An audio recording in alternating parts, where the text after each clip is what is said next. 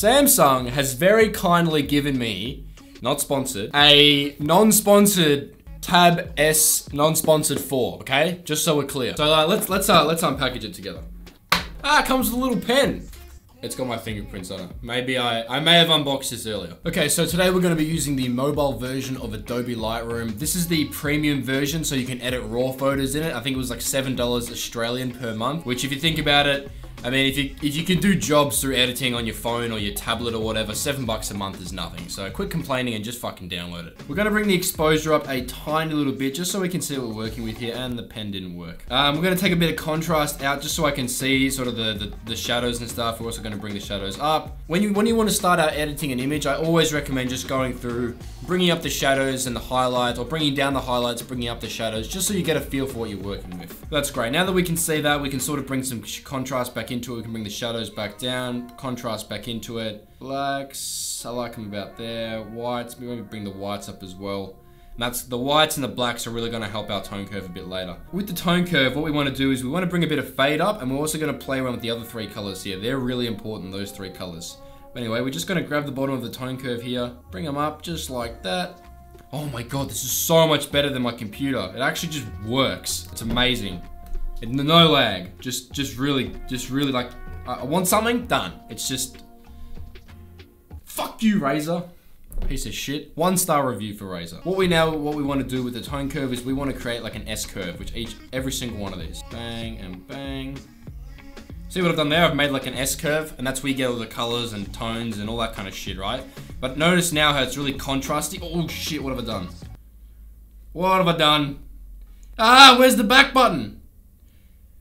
How do I undo? Fuck. Oh, there we go, up here. So now obviously you can see there's a lot of contrast and shit in the image. So we're just gonna come here and just bring some of the contrast out. Maybe even a bit more.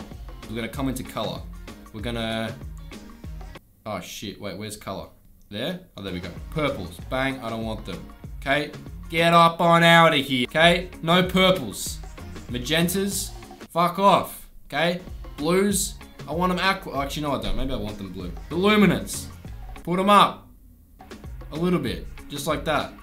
And if we hold down, already we've made a great difference already. That's awesome. I don't want, go away. I don't want, fuck off. I don't want to see this, dude. Where are the radial filters? Okay, there we go. Give me a radial. Oh, like that. Okay, cool. That's fun. Wow, editing on a tablet's really fun, actually. I like this. Okay, cool. So we got that now. We're gonna bring the top up. Oh, what have I done? Oh, yeah, okay, that's fine. So now that we have the center of the image all locked and loaded and we're ready to go with the radial filter, I do this in all of my editing tutorials, and I can't stress this enough. When you want to edit a photo, you need to have a subject focus. Where your eyes are going to be directed to the image, that's called a subject focus. We do this, or I generally like to do this, by using a radial filter, which is what we got right here, right? Which took us fucking 1 hour to fucking find. We're gonna bring the exposure up, just in that center bit there, and we're gonna bring some of the shadows out too. And we are also gonna bring the color up. I like it up. So saturation, same shit, but obviously we want to put that up because we want the colors to pop, and that looks great. Effects, maybe a bit of clarity, put a bit of clarity into the image. That looks awesome. And I might, see how the highlights are sort of, you know, clipping out right here? I might actually bring those down. So I like it like that. And now, because I don't know how to duplicate what we just did, we're gonna do another one.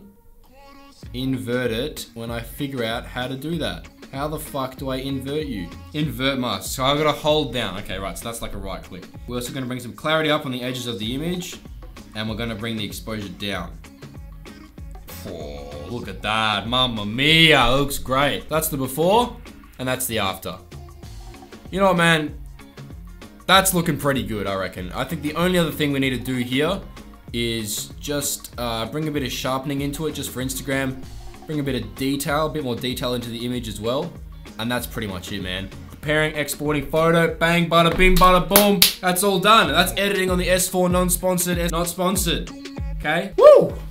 That was a pretty good editing tutorial, I think. I think I made a lot of mistakes, but I think that would have been good for you to watch how I go about problem solving when I'm editing, because I've never edited on a tablet before. I sometimes edit on my phone. I have the Lightroom on my phone, which you can download. That's just an app, and it's free as well. If you did like this video, leave a like down below and help me out by hitting subscribe. It's up to you. If you want to help my mates out as well, consider subscribing to them because they make really good content just like me. But anyway, with that all said and done, I will see you next time.